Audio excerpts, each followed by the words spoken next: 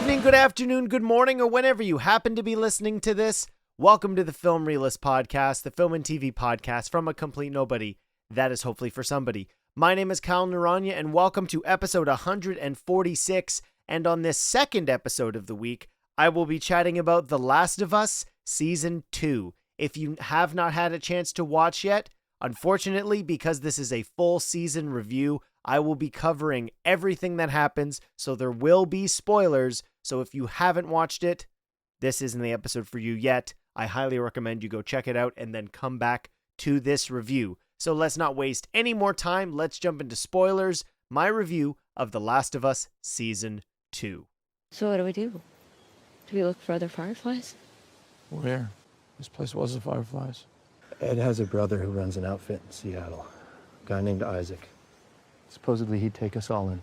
Not until we find Joel. We're finding him.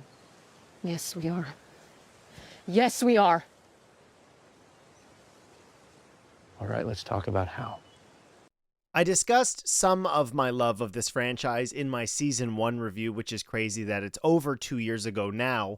The Last of Us Part 2, the video game, was announced that it was going to be split up, and that's a much bigger shift than what we got in the initial first season. The first season of The Last of Us and the first game, when they're released, they feel much more contained than Last of Us Season 2 and likely what we will get from Season 3 and even potentially from a Season 4 of this show. Craig Mazin has said the game is so expansive and the story has so much complexity that it might need to be a 3-season long arc. And now that we have Season 2, I can kind of see where he's coming from with this season. We only have 7 episodes, which is a shift from the 9 we had in the previous season. And the setup for this season it was a very controversial event in The Last of Us Part 2. And there's a ton of stuff to go back and look to see the making of that game, the reception to it, the horrendous communication and harassment that was done by fans of the game for what certain characters did. It was absolutely abhorrent, and it's just awful, and I was really concerned for some of the cast leading into this, where we were going to be going. And similar to the first season, there is a lot that they are faithful to, but then because of the length of the second game, there is some nips and tucks into what we are going to show. The main events are obviously focused on substantially, that being the death of Joel, the aftermath of that, and then the journey into pure revenge-driven focus from Ellie is such a big point of the game, which was the first game is all about finding a family again, and this game is the focus on what are the consequences of revenge and getting to see the perspective on that in general. And there's been a lot of conversation about choices that were made in the game that work in the game and don't necessarily work on TV. I personally believe that the show has been cast really well. When talking about Bella Ramsey's performance, what they are able to do and show the facets of Ellie throughout the different ages is really important. I think they do a good job of showing teenage Ellie just in the early years, as well as approaching adulthood Ellie in the different conversations and relationships that she has with other people, that being Dina as well, and the way that Joel and her interact, particularly with the separation of that relationship because she is becoming older and finally learning what he was responsible for at the end of the first season. And of course, that being the inciting incident that brings Abby into the narrative to begin with. We now know in the beginning of this season that somebody important to Abby was killed during that event at the end of the first season, which was, I always seem to forget where that was taking place. Where did they go? I can't remember. It's not Seattle, but they are tasked to go there wherever the Fireflies are. Honestly, the locations to me aren't necessarily important for where they're supposed to be. Oh, it's Salt Lake. There we go. And that's a much bigger shift than TV audiences would even necessarily be aware of because of the focus of the game. And this is such a different medium than video games. When you are quite literally playing as these people, your motivation for them to succeed in order to beat the video game is so dramatically higher than it is when you were watching something separated by the fourth wall. So changes do need to be made so that way you are aware of what characters' reasoning for things is going to be, as well as the shift of perspective and what focus is going to be on the characters, leading to season 3, which has already essentially been announced. And we know this by the end of season 2. We are shifting to Abby's perspective and the start of Seattle Day 1, seeing what's been going on with her, while Ellie and Dina and Tommy and Jesse have been in Seattle. As well as upping the stakes of everything, HBO is a network known for prestige, premier television. Your Games of Thrones is, we have House of the Dragon, your Succession and whatnot. And The Last of Us filling in that fantastical element. Obviously, it's more correctly a post-apocalyptic drama, but this is their heavy effects, grandiose show that they can market. I mean, it winds up being about every 2 years, but fingers crossed season 3 doesn't take that long. And having some of the narrative still fit in with the overall timeline of the video game was a really bold choice. The death of Joel at the end of episode 2 is a cataclysmic event when you are playing the video game, and to hold strong and do it as early as they did, I really commend them for that, particularly with the use of Pedro Pascal, him being one of the most popular actors in general for his work as an ally, as well as the different performances he's put in. We are, of course, going to be seeing him as Reed Richards in the upcoming Fantastic Four, but that devastation of that event and having Ellie be present for its occurrence needs to set the stage for the rest of the show.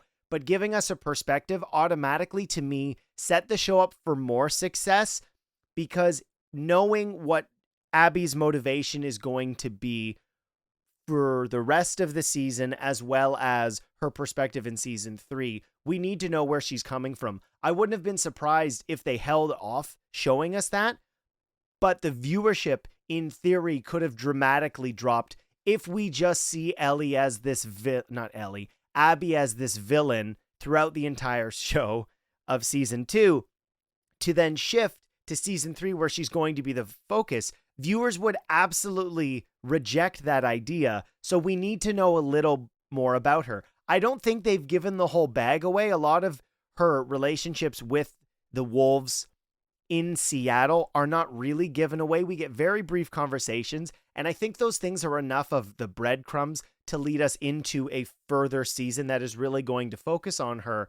And season 2, more specifically, being the first third of the game, understanding we need to have a loss of Joel as well as the consequences of what has happened, and having a Battle of the Bastards level event in episode 2 dramatically heightens the stakes, because it makes not just this small personal dilemma with Abby and Joel and Ellie, but the consequences of what's gone on show that to the audience, there is a reminder of how awful this world is outside of the small little cohabitation we have with Jackson, that the clickers are a threat and cannot be overlooked with their significance on this post-apocalyptic world. That intricacy of the planning, as well as the effects and the practicality in setting up this world, the production design throws us in this place and makes it feel as if it is a deteriorated Earth. This is not a fictional world. This is the planet we live on, and set in the present because of the way that they've shifted the actual timeline of events around. But you believe that these characters are exploring this world, and the intricacies and the details that are used to sell this environment really help us feel as if the characters are inhabiting a place we are familiar with. And that leads into Tommy and Gabriel Luna, somebody who I would be remiss if I didn't talk about how great I think he is as that character.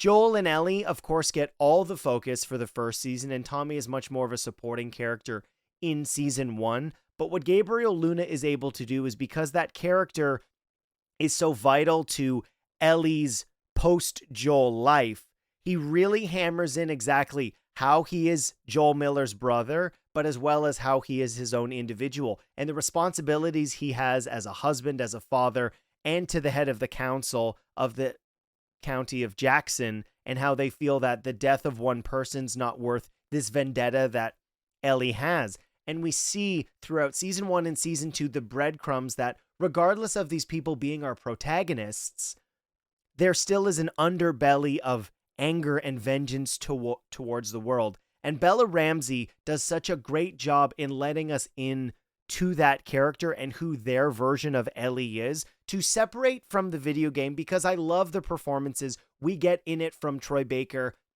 and Ashley Johnson. But what Joel and Bella do, and the introduction of Isabella Merced as Dina, their relationship and the way it involves, and Dina's awareness of who she is and who she is capable of loving because of her relationship with Ellie and evolving. She is a pregnant mother, and her relationship with Ellie is being one of friendship that turns into one of attraction, and then one of partnership.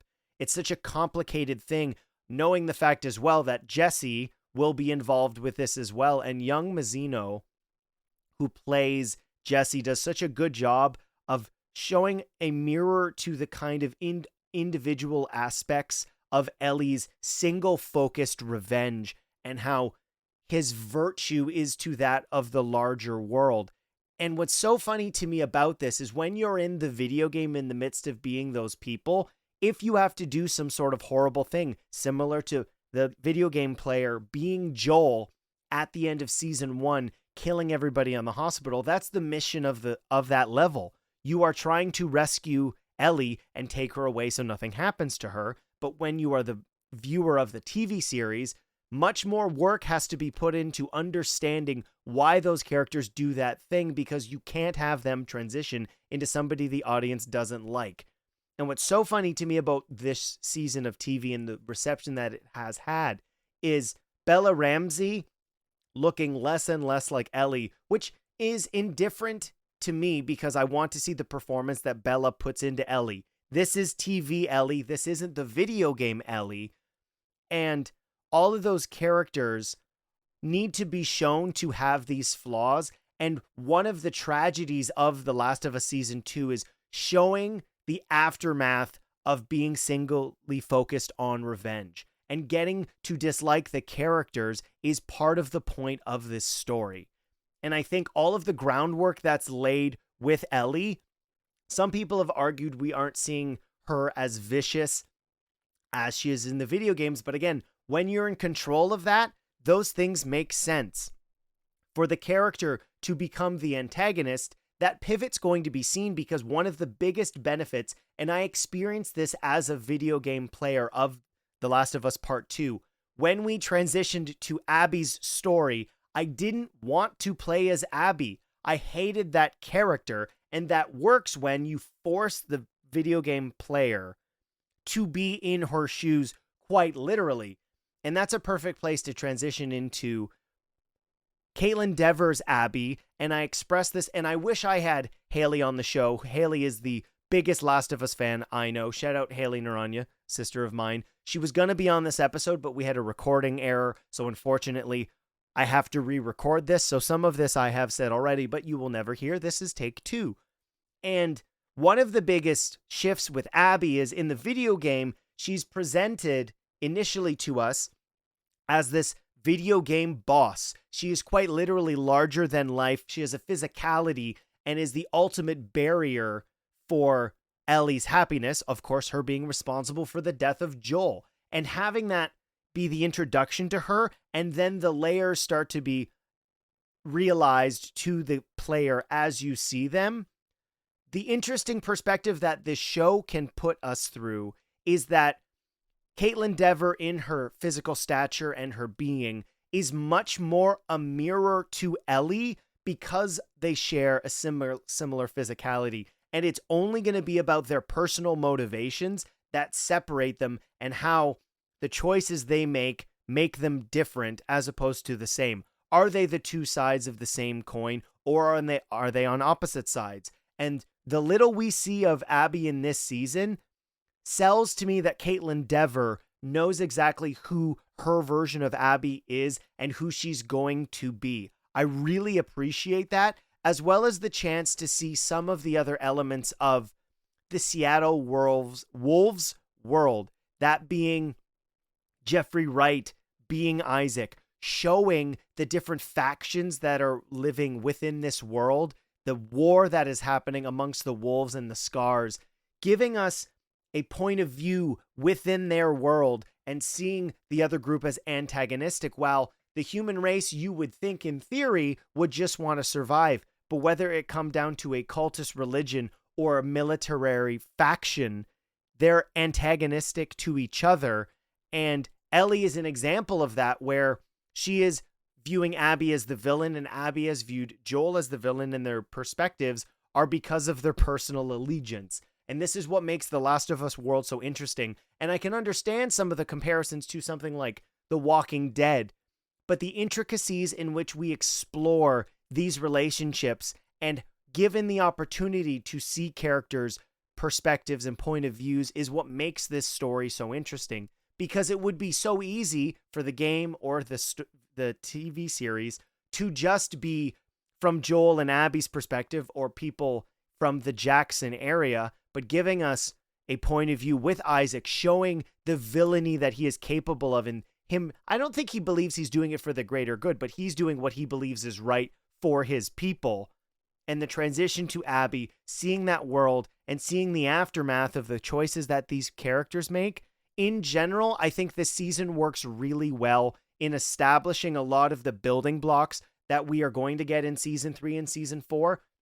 I know I chatted with Haley in this, that the viewership for this season was dramatically higher than the previous season, and I know the show had a slow build in its reaction, and then this show in general had a 13% increase in viewership, and it's really interesting to see how the numbers for the series have continued to grow outside of the premiere. Premieres typically have much higher viewership numbers, but having the opportunity to tell a story and pivot to a different main character, because while we had, I would argue, a two-hander in Joel and Ellie, the pivot to Ellie and only having opportunities to see Joel in flashback to help establish how that relationship has further evolved since the first season, and also devolved given the lies that Joel withheld from Ellie.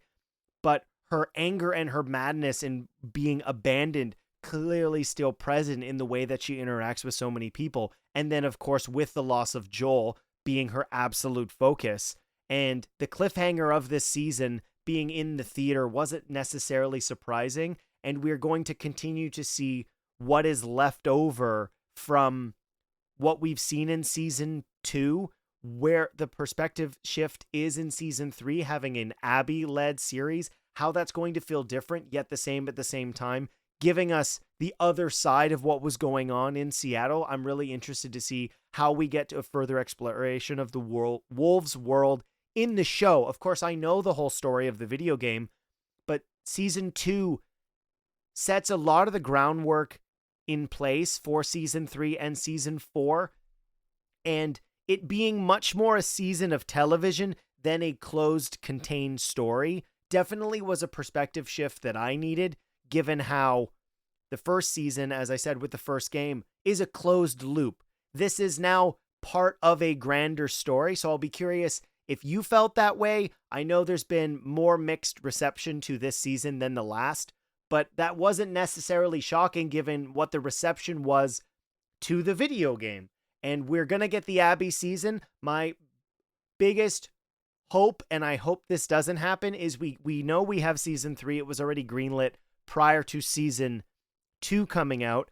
I hope, just based on what HBO, Naughty Dog, Sony, everybody, what they see as season 3 heads into production, and before its premiere, that we get season 4, because I know I would be absolutely devastated if we don't get the conclusion of The Last of Us Part 2 in this television adaptation. This is still one of the best video game adaptations of all time. It continues to impress all the performances all the way through. The show's cast is phenomenal, and I really love that we are getting a different version of a franchise that I love already.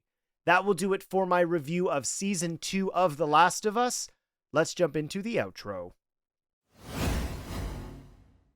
All right, as established in Monday's episode of the podcast, next week's episode is going to be a review of The Karate Kid Legends and Doctor Who Season 2 or Series 15, so you can look forward to that.